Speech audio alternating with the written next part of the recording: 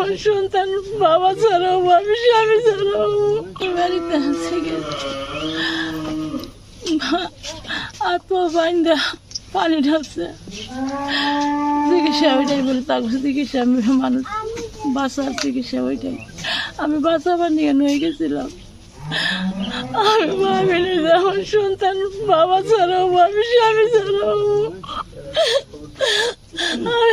আমি আমার সন্তানেরা যা কইছে সত্য। আমি ফোন দিয়েছিল কোনো যদি কবে আমরা পিঠের চিকিৎসা না করলেও ডাক্তার বাইরে গেলে ভালো হবো না রে কইছি তাহলে মা নই যাই পীর বাড়ি নয় সাপোর্ট করছে খুব কান্দাকাটি করছে পিছনে হাত বাঁধছে পাও বাঁধছে মাথা চুলগুনে কাটে দিয়েছে চিৎকার ঘরে আগে তো কোনো ইয়ে ছিল পরে চিৎকার করছে আমি পানি দিব না এই করবো না জোর করে এগুলো দেন না কেউ না ওই চিকিৎসা বলে ডবা করে করাই বলে মানুষ সুস্থ করার জন্য ওই বলে 27 বছর ধরে মনে হয় আমারও নিচে 3-4 বছর ধরে এখানে নেওয়ার পর আব্বুরে বাইন দেয়া দুইজন মানুষ ছিল দুইজন মানুষে বাইন দেয়া ধইরা পানি দেওয়া হয়েছে যে পীর ছিল হে মাথা চাইছে দেওয়া হয়েছে পুকুরে ডুব দেওয়া হয়েছে। একবার আমি আব্বুরে তুলে নিয়ে এসে পড়ছিলাম থেকে পুকুর থেকে তারপরে আবার ধমকাইয়া জোর করে দেওয়া হয়েছে ডুব দেওয়া হয়েছে। আচ্ছা কি দিয়ে বান্ধিছে? দড়ি দিয়া। পাটের দড়ি না প্লাস্টিকের রশি এইরকম জাতীয়? আপনার ওড়না ছিল আর নেট ছিল না ওই যে চিকন নেট থাকে। আচ্ছা ওইগুলা করে নামাইছে আপনার পীরে নিয়া পীরে মানে মুরিদেরা আরো যে ভক্তরা আছে পুকুরে জোর করে নামাই না পুকুরে নামাইছে ওরা নিয়ে ধমকাই নিয়ে নামাইছে। যখন মোটরে চুবাইছে তখন হাত পা বাঁধা নিছে। আচ্ছা তারপর যখন পুকুরে নামাইছে তখন হাত পা বাঁধা আছে। আব্বা অনেক জোর করছে ধমকাইছে ভয় দেখাই নিছে আর কি না? ছোট ভাই হ্যাঁ যা বলছে আমিও তাই চাই। উনি যেটা বলছে এটি সম্পূর্ণ সত্য?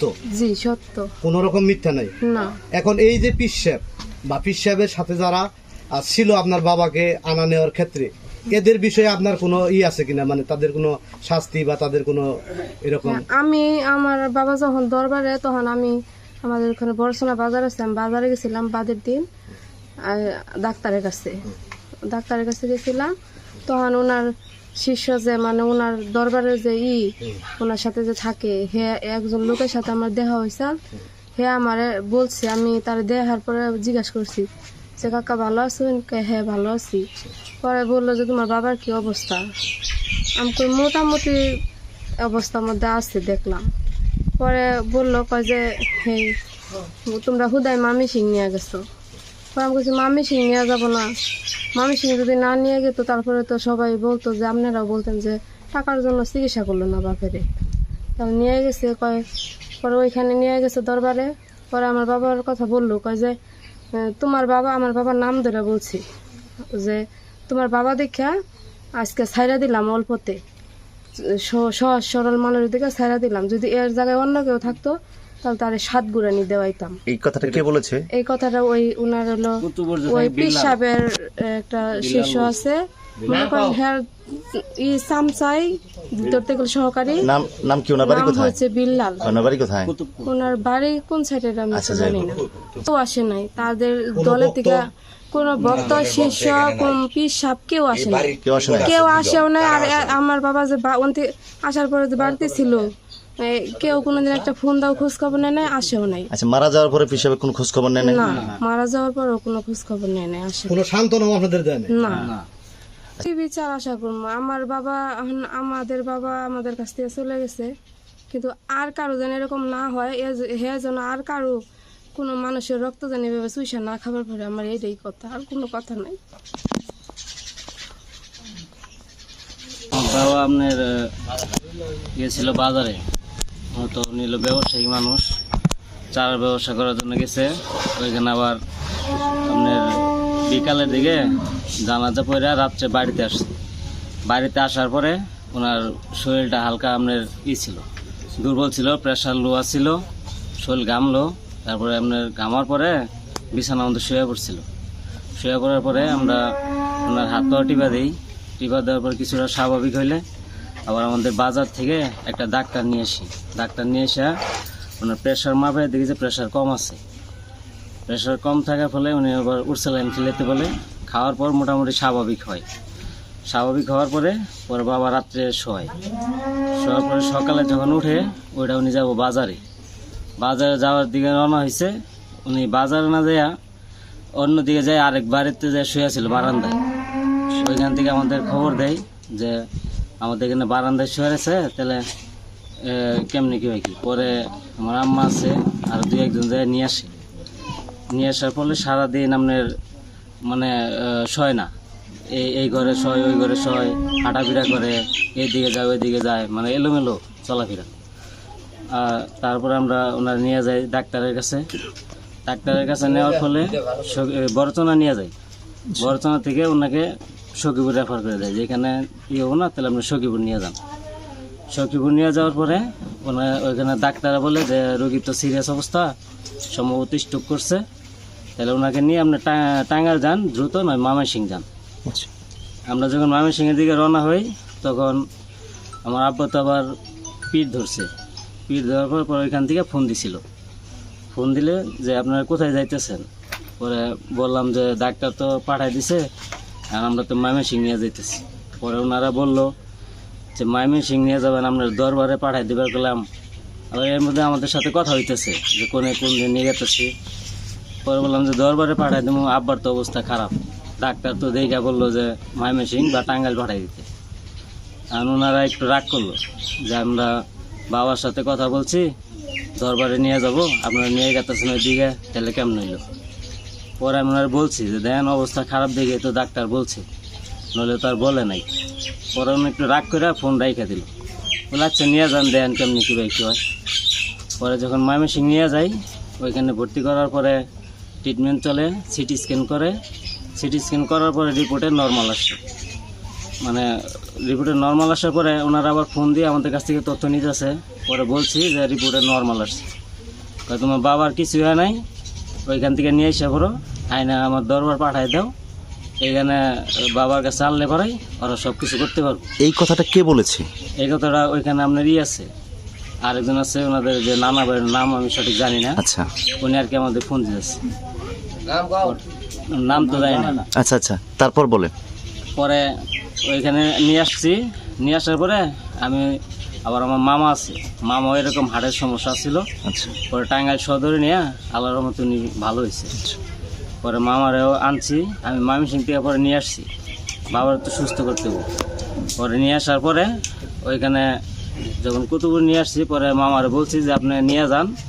ওনারা যেহেতু দরবার নিতে বলছে, দরবার তো নিবই, আপনি তাহলে ওই দিকে ওনার না নামাইয়া ওনে দেখাবেন, দেখাইয়া তারপরে মেডিকেলে নিয়ে ভর্তি করাবেন। আচ্ছা। আবার কিন্তু অবস্থা খারাপ।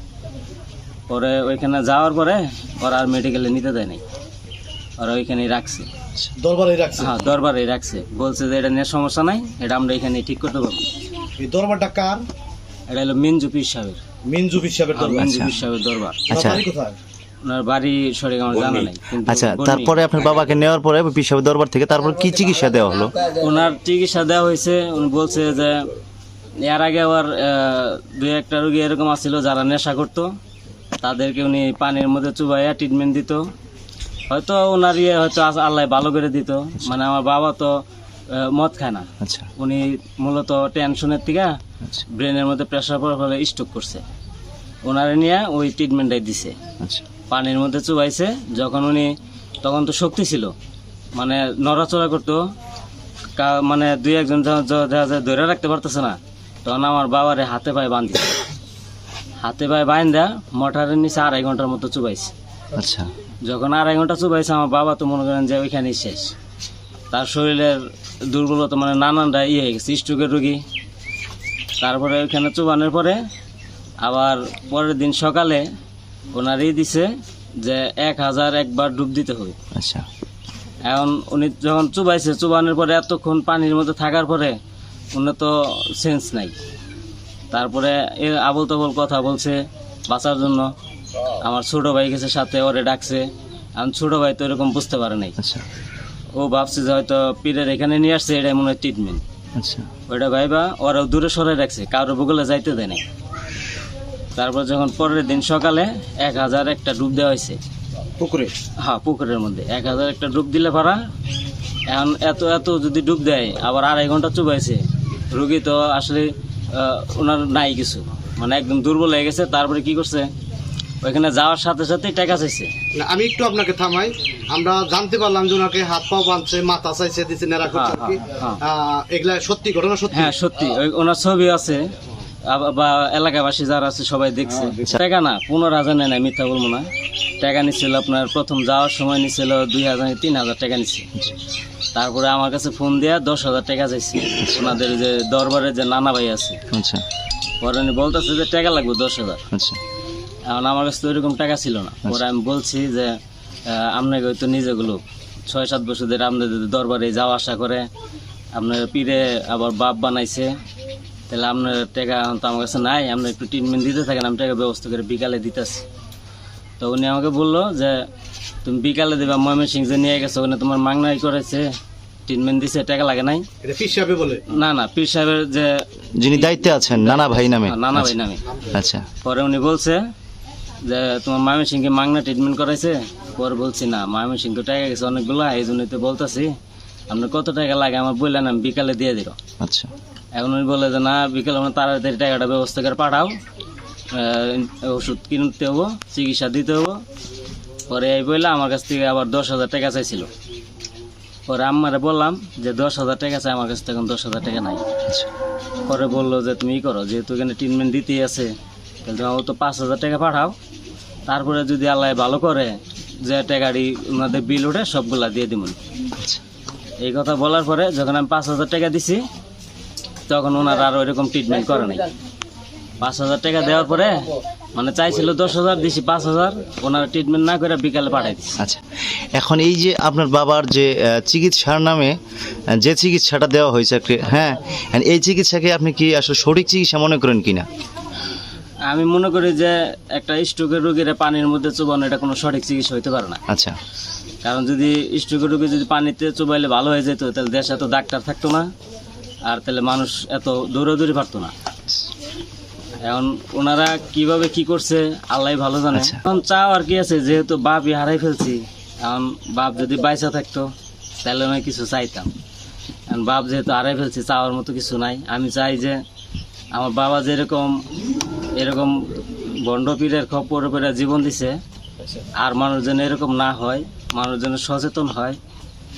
আর আমার বাবারা যেভাবে ওরা টর্চার করে মারছে, এটা জানি সঠিক বিচার হয়, আর কিছু চাওয়ার নেই।